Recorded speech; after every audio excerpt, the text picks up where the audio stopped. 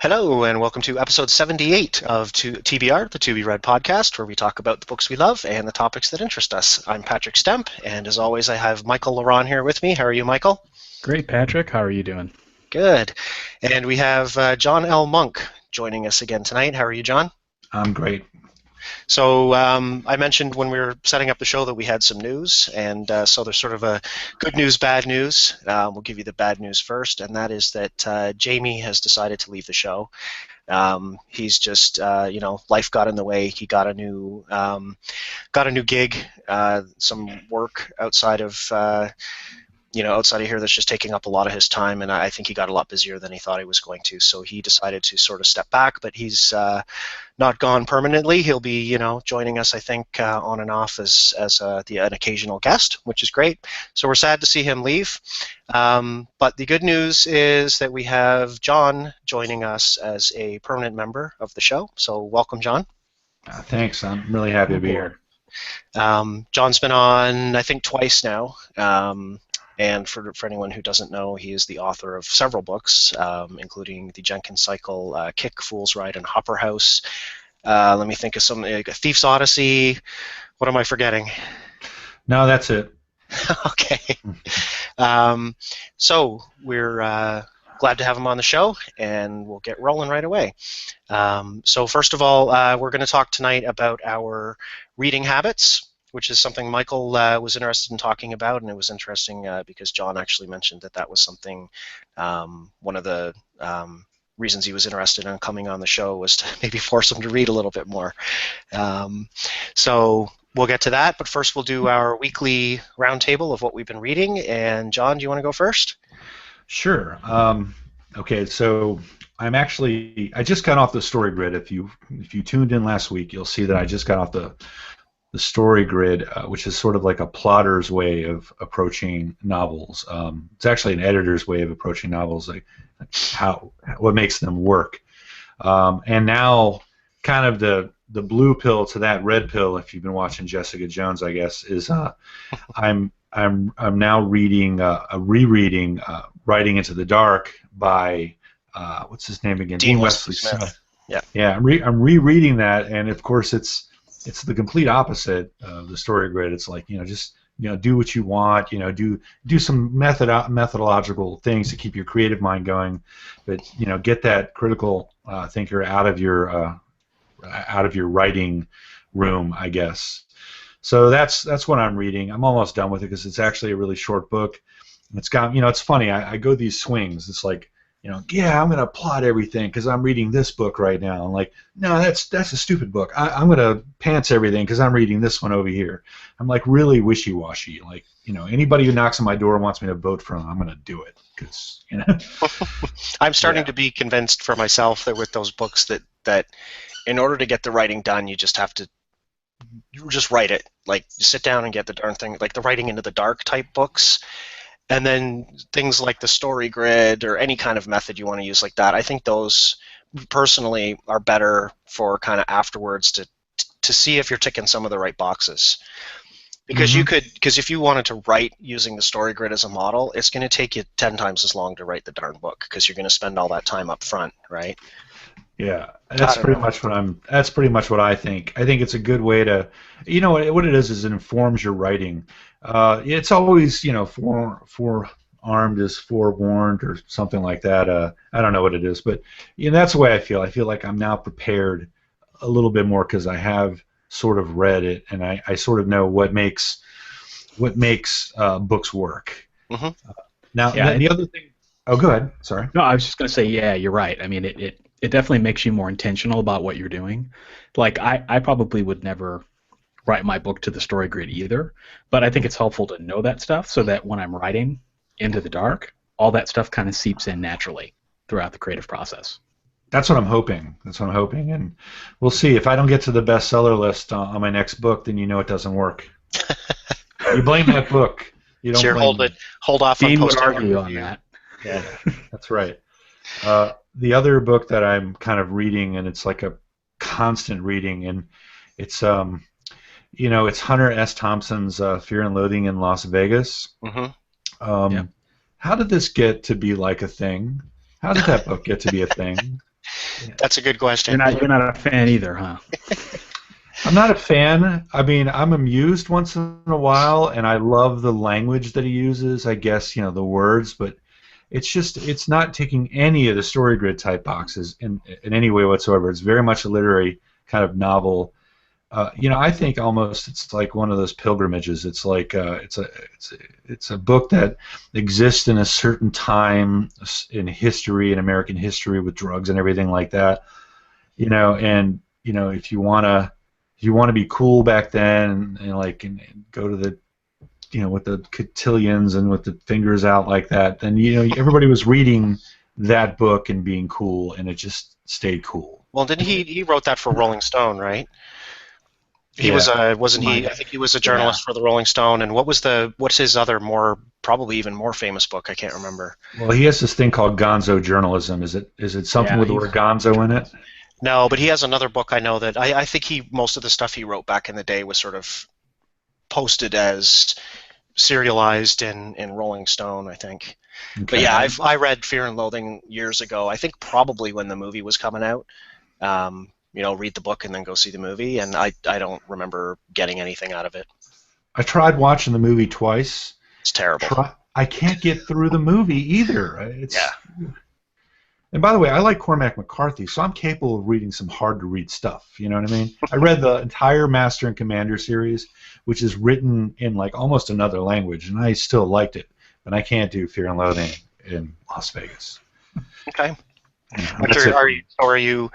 Are you closing that one, or are you gonna finish it? Whatever it takes. 3 years. No, I'm not gonna finish it. No. Okay. I think I'm done. Fair enough, man. I gave up on a book last week. It happens.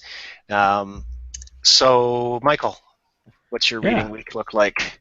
Well, I was actually just in Las Vegas, and it was funny because I was thinking about this book while you were there. And yeah, I didn't really enjoy it either, Fear and Loathing in Las Vegas. It just, I don't know, I thought it was hard to follow. And I guess for me, I think, when I go somewhere, I like to think about the books that, define a place, right? And Las Vegas, the Las Vegas of Hunter S. Thompson is so different from the Las Vegas now. I mean, it's all sanitized and contemporary and family-friendly, and I don't know, I just didn't see it. But you made me think of that, and no, I didn't win any money when I was in Vegas, unfortunately. But I had a weird reading week. And I guess we can talk about this when we go into the topic, but I read one book when I was away, and that was on the plane. And that I finished. It was a book that I talked about a couple weeks ago, and I finished it, and that was Triggers by Joe Sugarman. And I think I'd only maybe gotten about a quarter of the way through it before I left, and finished it up while we were on vacation, and really enjoyed it. Awesome book. I can see why people despise him, though, because some of the stuff he talks about is very salesy and very aggressive, but I think his tactics, I think they work, and I think he just talks about the psychology behind why people buy and like why certain messages work with certain people and others don't. So very enlightening for me, and honestly, that's all that I've written because when I came back, I had to catch up on all my blog articles. You mean all you've read? Yeah, all I've read. Yeah, I didn't write that. All I've read. See, I'm still trying to catch up. So I'll be back into the swing of things next week, guys. Okay. How about you, Patrick? How was your week? Let's see. I read. I'll go backwards. Last I read volumes 3 and 4 of Saga, the Brian K. Vaughan graphic novel, and I'm still just absolutely blown away by that series and loving it. I think my initial observation from last week was sort of I really liked it because even the villains aren't really villains. Like they've all got their own sort of arcs and things that they want to accomplish, and they're really only villains because their goals are counter to the people that we sort of consider the heroes in the story, and tons of just twists and turns in this thing. So people changing alliances, and it's just a fantastic read.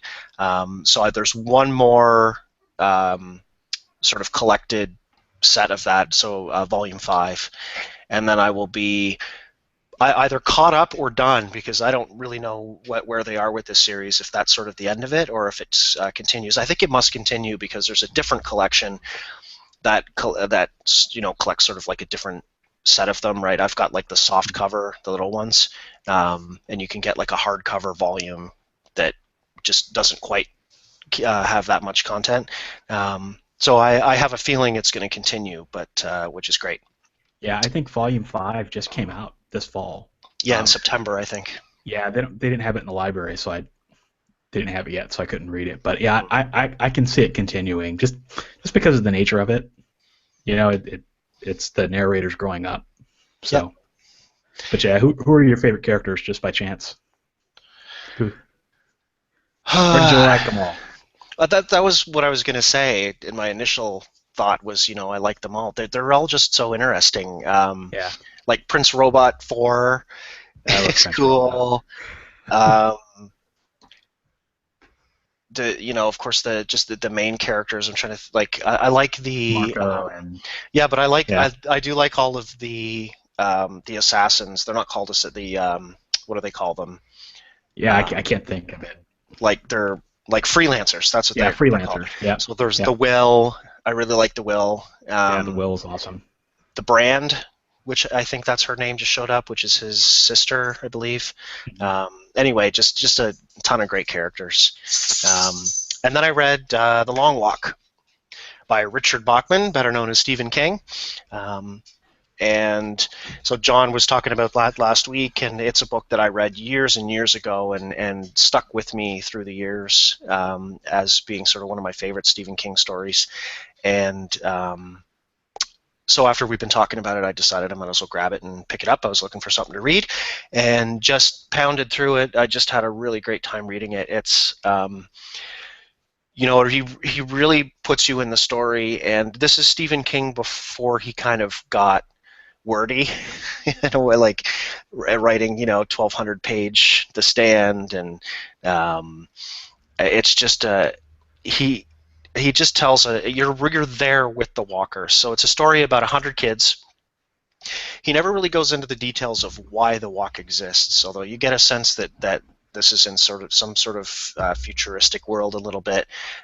Basically, it's kind of a Hunger Games contest, except the players aren't against each other; they're sort of against themselves, and they have to walk and walk.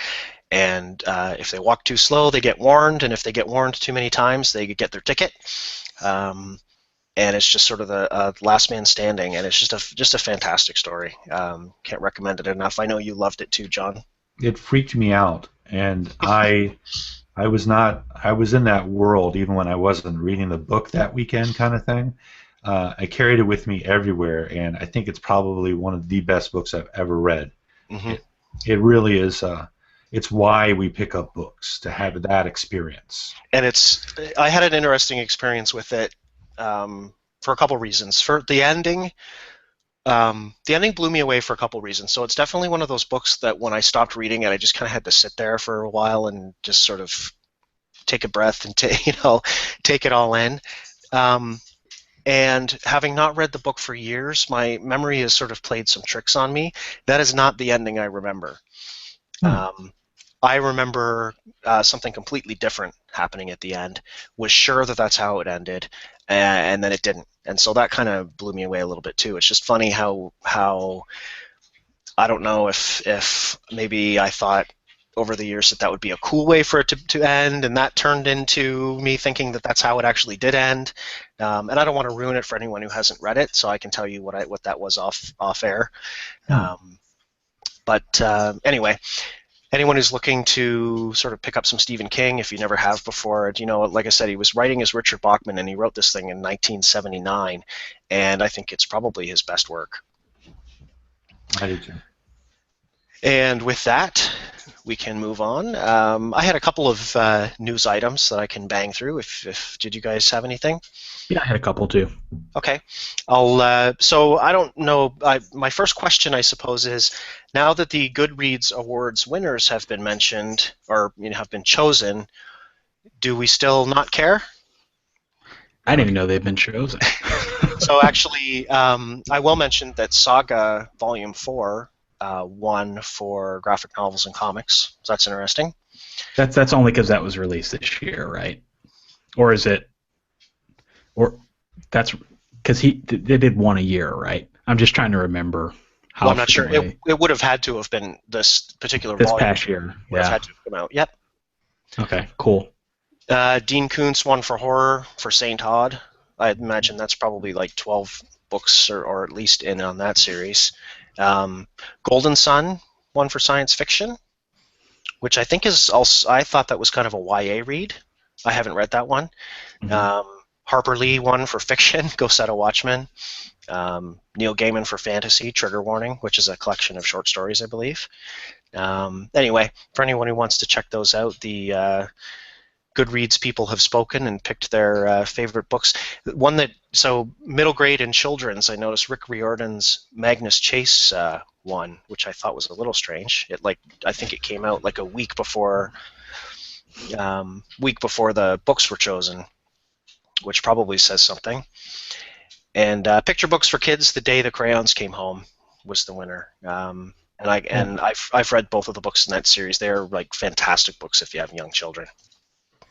Those are two books you'll definitely want to get for your young one, Michael. Awesome. Yeah, she's at that age now where I need to start getting some more stuff for her. Mm-hmm. Can I just say something? What's going on with Neil Gaiman? Can he please write a book for adults that isn't a bunch of short stories? Whatever happened to that guy? He wrote American became a Gods, father, right? He wrote Neverwhere. Now everything is short or for kids. Yeah, even the ocean at the end of or is it the ocean at the end of the lane?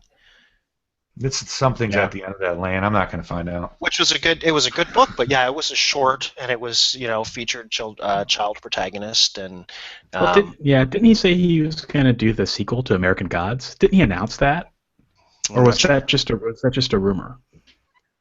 I don't know. And I don't know. You didn't like American Gods anyway. What's that? You didn't like American Gods anyway, so. I loved American Gods. Oh, I thought you hated it. Oh, I loved it. Oh, it just took me a long time to read it. Yeah, it did. It did. Cause I read half of it, and then I got to there's a part in the book where it kind of lulls a little bit, and so I just went away, and a couple months later, I picked it back up and loved it. So I had like an alternate sort of ending in my mind to your story about reading American Gods. Kind of like Patrick over there. We hear what we want to. That's right. So I had two other stories. One is just nice to see that. So Amazon is apparently reporting that they sold just hundreds of thousands of Kindles over this past weekend. I read that. Black Friday. Said their sales were up 3 times over Thanksgiving last year. So that's good news for any authors out there. Mm-hmm. People will be looking to fill up their Kindles. Now that they have them, they'll be looking to fill them up over the next month for Christmas. And then the other story that caught my eye was a Wisconsin elementary school that has canceled a reading of a children's book because it deals with a transgender character. So this is for pretty young children, it looks like. The book's called I Am Jazz. It's by Jessica Herschel and Jazz Jennings. And anyway, so the school sent a note to the parents saying we're going to be reading this book to the kids because they had a student in the school who identifies as a girl but has male anatomy, and that they thought that the reading would support that student. And so, of course, the parents turned around and sued them, or threatened to sue them. So they won't be reading that book, which is interesting to me, for a few reasons. As a children's book author myself, I find it's interesting the types of things that can get banned. And we've talked about banned books before. I think this is probably going to boost sales of the book enormously. It does have quite a lot of reviews on Amazon. And, the other thing, unfortunately, you can probably guess what the negative reviews are like on Amazon, sort of the people that are coming out of the woodwork to review this. So that was just an interesting story. Yeah. So that's all I had. Michael, you said you had something that caught your eye? Yeah, I just realized, what? The perfect publicity stunt would be to have a school read your book and then plant some parent in the crowd that says, no, I don't want to read it. That's horrible, and go to the news outlets. Right. There you go. Instant publicity. Oh, and I will say, sorry, I meant to mention as well, I have put a hold on that book at the library because I want to kind of see for myself what it's all about and see how deep it goes. So I'll report back on that when I'm done reading it. Hopefully it comes in soon. We should censor our own books, or try to censor our own books, become famous. The Tucker Max-esque stunt. But yeah, I had a couple of things. The first one was it was just published on the Digital Reader actually a couple hours ago, and it's a new survey about patrons at public libraries who are checking out ebooks. So I believe the article says that 52% of patrons that were surveyed say that they're aware of the fact that libraries lend ebooks, but only about 25% of them have actually checked out an ebook within the last year. So I thought that was interesting. Like I think that's the first time that anything has ever come out on that, because a lot of libraries are starting to adopt Overdrive or 3M right now, and so I feel like the selection. It's not always the greatest, but it's getting better. And I really do think that libraries are going to be the next frontier for authors. So that's encouraging that the numbers are that high, but it's also encouraging that they're that low because they can only go up. Yeah, I've taken a couple books out through Overdrive, through the library, and haven't read a single one. And the reason, I think, is just because I've got, so I've probably got 4 apps on my phone now for reading. I've got the Kindle Reader, Kobo, the Google Play, and Overdrive.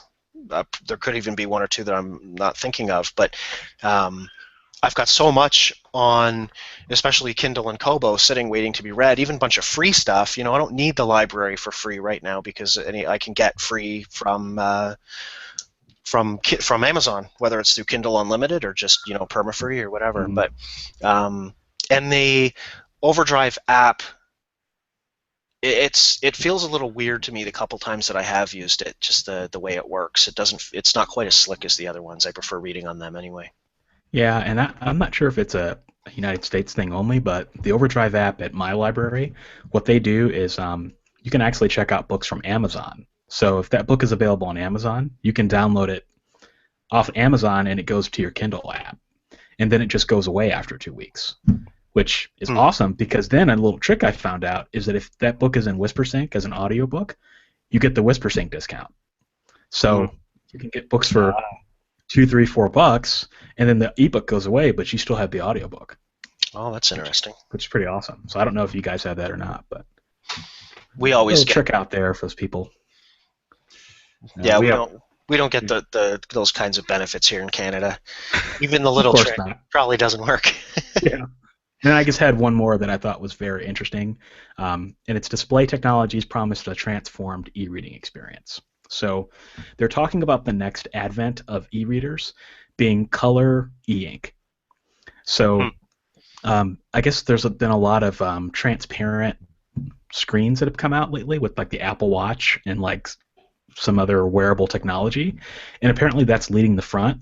And they're saying in the future, probably by the end of the decade, that there will be e-readers that are basically have the same color functionality of tablets, but can be read in bright sunlight. Okay. So imagine like your Kindle Fire or your iPad, but imagine that with e-ink.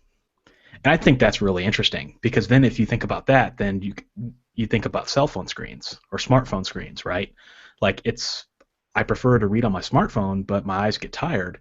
If you could switch your smartphone over to e-ink to read your book, or if e-ink was native to the technology, then you could read for a lot longer and it would be a more pleasant reading experience. Right, because dimming the screen isn't the same thing.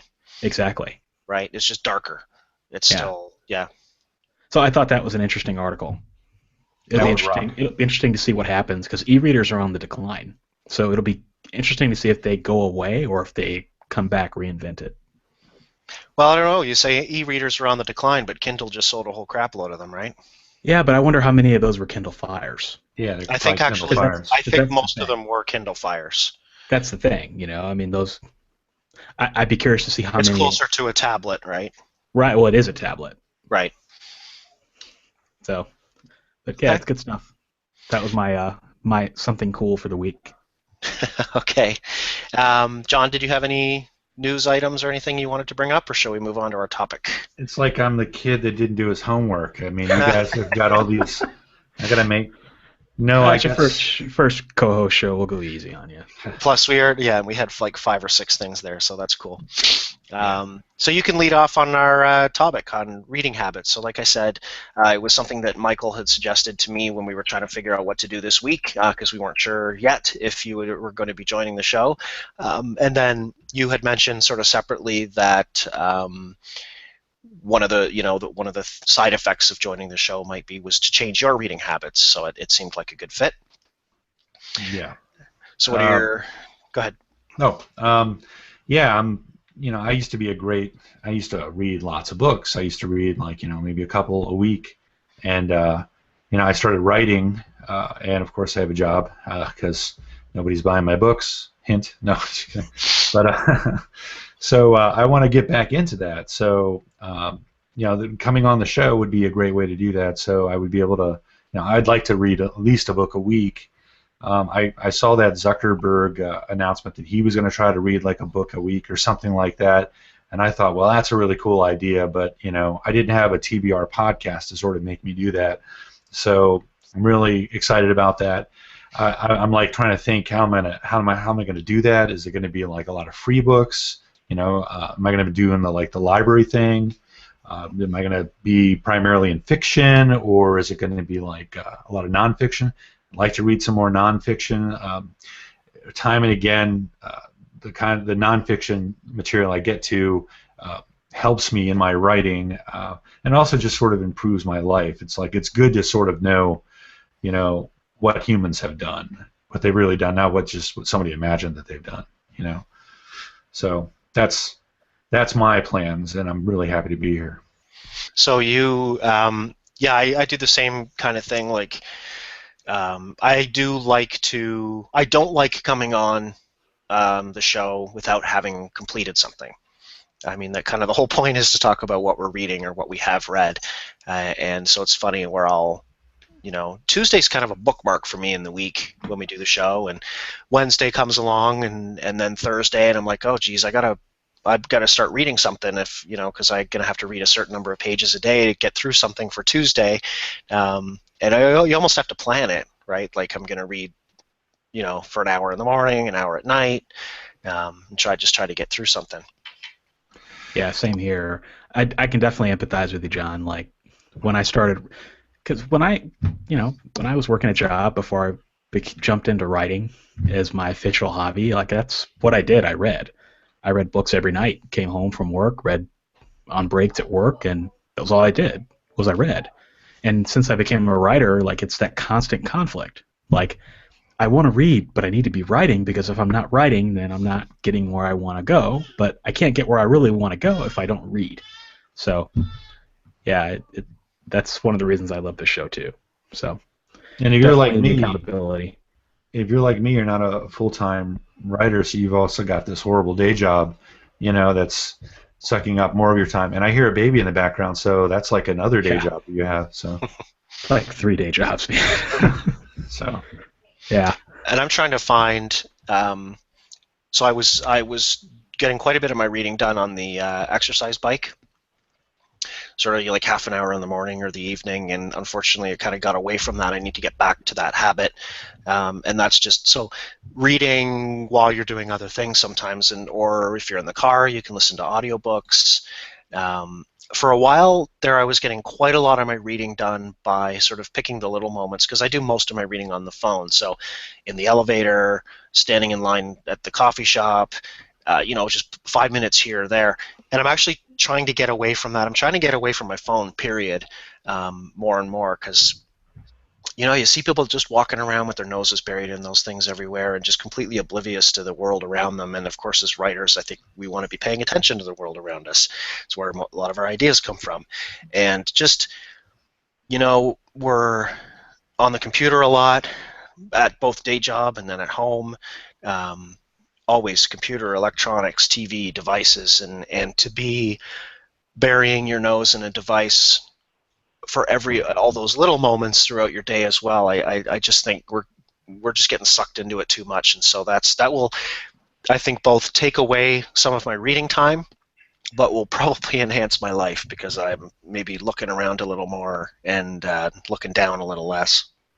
which will make your writing better Hmm. if you're paying attention. Yep. Yeah, Sometimes you just need to stand outside and stare off into space. it's actually funny you mention that. Maybe it's in the water, like changing habits, because one of the things that I've done in the last couple of weeks, because I've got a new office now. I used to be upstairs, and now I moved downstairs, just because we moved our bedroom upstairs. And one of the things that I said I wanted to do was I got a reading chair. So you can't see it on camera, but it's like a recliner. And so what I've been doing is from 8:30 to 9 every night. I clean the house, and then at 9 o'clock I sit down and read for as long as I can before I get tired or need to go to bed. Hmm. And that's taken away some of my writing time, but it's gotten me back into the normal habit of reading, which I kind of got out of. I used to come home and read every night, but now it's harder to do. So now I know that I got that time, and I look forward to it every night. Seasonality plays a big part in it for me too. I know, like in the summer, just because the weather's nicer, I will sit out on the porch all morning. Like I'll take my morning coffee outside and I'll sit there till lunch reading. Come in for lunch, I'll go back out before dinner, and then after dinner I'll turn the porch light on and go outside and read until I can't anymore. Versus in the winter, um, just when you're inside, there's so many other things to be doing, right? So there's a lot more distractions, and honestly, the light. I don't really have great light in here for reading at night. Actually, the light in my office upstairs is perfect, and we just picked up. I actually just got this week. Got myself a night or like a nice bright light, book light for reading, so that I can sit down in the living room and read, because the light down here is just terrible for that. I love what I'm hearing about like you guys have these strategies for reading. Like they're always talking about strategies for writing, like write every day, pick a time to do your writing and things like that. Don't have any distractions while you're writing. But I never hear anybody talking about like habits for reading, and I think that's what I need. I think if I'm going to do this show and sort of be successful in my goal of reading more, then I need to sort of say, I usually go to bed around midnight. So maybe what I say is, rather than vegging out in front of, like trying to find something on Netflix or whatever, I should say, from 11 to 12, I'm reading. Hmm. There you go. So. Yeah, and I have to. I really do get to. If it's Thursday, and I haven't sort of started a book for the week, I'll pick one, and then I'll do a page count and figure, okay, I got to read 75 pages a day between now and next Tuesday, or I won't have anything finished. Yeah. For me, So I've what got like also these. stops you from, in the past, I think I would have been more likely to have, say, 4 or 5 books going at once.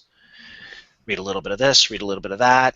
But now I try to just kind of focus on one thing. One of the things I did, talking about distractions, that I have found helped me, was I went onto my, on the phone, into the Kindle reader.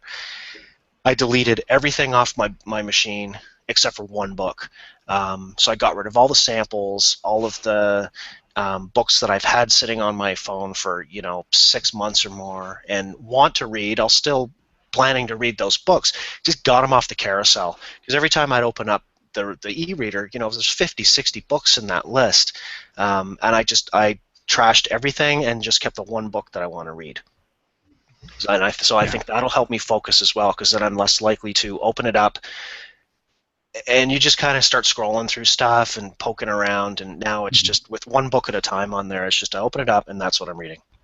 Yeah, I have that problem too. I get analysis paralysis big time when I open my e-reader, especially like right now, because I'm itching to start reading novels again. Because I go through my seasons, guys, where I do nothing but read nonfiction, and then I know nothing but read fiction, and so now I'm like, today I need to read novels again, and so now I pulled up my phone app and I'm like, what the heck do I read? So that's a good idea, Patrick. I need to go through and just like nuke my library. Like go to Amazon and delete all these free books from my library, period, that I just know I'm never going to get around to reading. I did that as well. I didn't just stop downloading free books. I went into logged in on the computer and went in and deleted just a ton of garbage so there's the stuff that I'm still planning on reading, or anything that I bought. I kept all of that. Right. While there were even some things I paid for that I just got rid of because I either didn't enjoy them or don't plan to ever read them again. Yeah, that I haven't done that in a long time. It's very liberating though when you do it though. You feel like lighter. Yeah. Oh, absolutely. Yeah, to open up your device and see, one or two books instead of 50 or 60. It I have more helps. than that. Well, yeah. Like I like to always imagine like what would somebody who just has no idea who I am, how would they react if they opened up my Kindle and saw all these books? Like obviously, this guy has a lot of books, but like, what is this crap? Like, yeah, I don't know, just Dino erotica. dino erotica, mammoth meets dinosaur porn. Who knows? Not that I don't have any of that on my e-reader, but I'm just saying, like, it would be interesting to see what other people's reactions are to like what your library looks like and like how well groomed it is compared to like your physical books. I'm sure somebody will come up with an app that, a Facebook thing that will connect to your Amazon account and read your book list and tell you what kind of personality disorder you have. Yeah. Or how about somebody come up with a competitor for Goodreads for once? Yeah. Now, That would be a modern miracle, wouldn't it? I saw one group out there. It's called like the Online Book Club, and I don't know if anybody's a member of it, but like it's a book club. So I figured, isn't that kind of what Goodreads is? Sort of like a just giant, kind of a federal book club kind of thing. Yeah, just it's a book club with bad API. I mean, Yeah. just horrible user experience. But It's all yeah, we got. we've had our talks on Goodreads. Maybe we should have another Goodreads show. They should have like a Goodreads with like 6 stars. Yeah, that way I can get more 5-star reviews.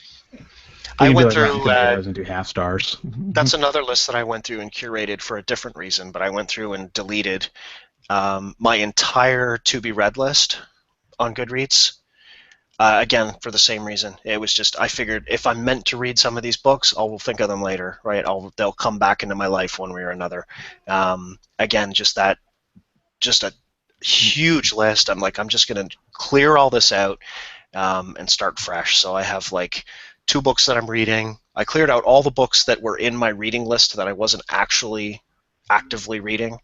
Got rid of the to be read list and curated out from my read list all the books or most of the books that I didn't enjoy, that I had 1-starred, or didn't rate, because I just cleaned out all that garbage just to kind of make that list a little bit lighter too.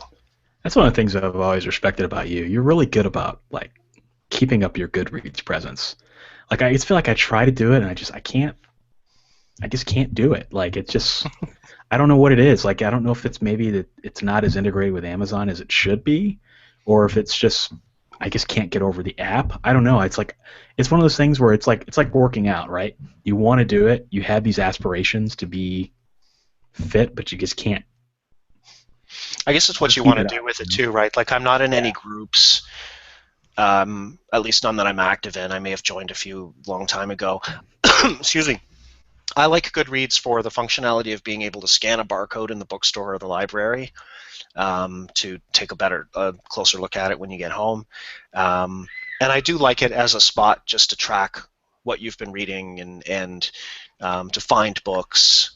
But I'm not going to be using it to post reviews or any of that kind of stuff. I'd like to, I used to just keep my book list in Excel, and honestly, I don't get much more out of Goodreads than I did just by tracking it myself. Yeah, I've never done much with Goodreads. I actually I'm one of those terrible authors that joined it because he was told that he had to join Goodreads, so that's what I did, and then I joined a group because I was told you had to join a group, and I recently, they were a real nice group and friendly and everything. I recently sent a note to the administrator of it and said, look, I'm not contributing to you guys, and I feel real bad about it, so I'm just going to go ahead and drop out. And she's like, well, if you want to come back, we're always here. So they were nice. They were nice folks. They actually read one of my books. That's why I kind of chose to join them. It's a terrible reason. It's like I'm just sitting around like this, like super minor almost not exactly celebrity, just in the corner with my drink, and nobody's talking to me, and I'm just sort of sitting there, because they read my book. So any last thoughts on reading habits before we sort of wrap things up for the week? No, other than I think it's interesting how they change over time. Yep. As Yeah. technology changes, as our lives change, for sure. Here's last thought for me at least. I used to read only science fiction and fantasy, and that was it. And then I married my wife, and then she had me reading what I used to call brown books.